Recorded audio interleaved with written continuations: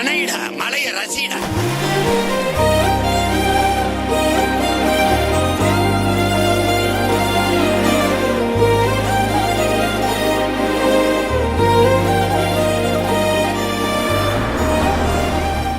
நனைடா, உட்காரு உட்காரு. ஒரு சின்ன தூரலுக்கு எந்திரிச்சு போற, ஒரு மலைக்கு எந்திரிச்சு போற. கொட்டி விழுந்த குண்டு மலையில ஓடாம நின்ன இனத்தின் மக்கள்ல நீ ஒரு குளிர் மலைக்கு நகர்ற. கேவலம் கேவலம். டே, நனைஞ்சா நெல்லு முதைக்கி, எள்ளு முதைக்கி, வெங்காயம் முளைக்கி.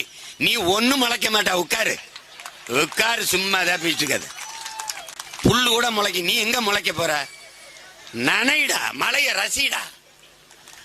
அப்புறம் வெறுத்து போய் கொடையை பிடிக்கிறது, சன்னலை சாத்துறது, இது பண்றது அது பண்றது. அப்புறம் மழையே இல்லப்பா, மழையே பெய்யலப்பா, மழை சோறுகிறது, முளைப்பாரி போடுறது. எங்க எல்லாம் மலைச்சோறு திங்கிறது. நாங்க எப்படி சோறு அப்படி உருட்டி உருட்டி அப்படியே சாப்பிடுறதுக்கு, அப்படியே சாமியை கும்பிட்டு சாப்பிடுறது. தொண்டைக்குள்ள போய் விற்கும் போது மாதிரி எங்களுக்கு தண்ணி அப்படி சாமி வந்து மனசிறங்கி மழை பெஞ்சு தண்ணி கொடுத்துருமா. அதெல்லாம் பண்றது. ஆனா மழை பெஞ்சா கொடையை பிடிச்சிருது. தன்னை நனைடா, ஒன்னாக போறதுல. உட்காரு உட்காரு. பேச பேண்ட் சட்டை போட்டிருக்க, நீ ஏந்திரிச்சு போற. புடவை கட்டிருக்க, அக்கா தங்கச்சி எல்லாம் உட்கார்ந்து இருக்கு. வெக்கமா இல்லடா உனக்கு? ஏண்டா, இந்த 100 நாள் வேலை திட்டத்தில் நட்டு வச்ச மரங்கள் எத்தனை? ஒரு நாளைக்கு ஒரு மரக்கனை நட்டு வளர்த்திருந்தா கூட இந்த நாட்டை பல கோடி மரங்களை உருவாக்கி பச்சை போர்வையால் இந்த பூமியை போத்திருக்கலாம். அறிவுள்ள அக்கறை உள்ள மக்களை, மண்ணை காதலிக்கிற தலைவன் ஆண்டு இருந்தால் அது நடந்திருக்கும். நான் பார்ப்பேன் இந்த வேப்ப மரத்தை. மரம் மரம் வேம்பு, மூலிகை மூலிகை.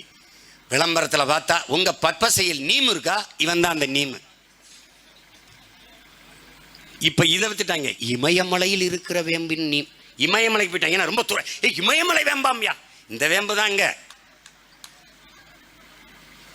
இது பார்ப்பேன். பறவை பட்சிகளின் கூடு, அதற்கு உணவு, நிழல், மரம், மழை மழை மண்ணின் வரம், என் மூச்சு காற்று காற்று, என்னுடைய ஆக்சிஜன் மரம் அப்படின்னு நான் வணங்குவேன். அவன் வருவான், திராவிடன் இந்தி. மரம், காசு, பணம், துட்டு, வெட்டு, வெட்டி முடிச்சுட்டு போயிட்டுறான்.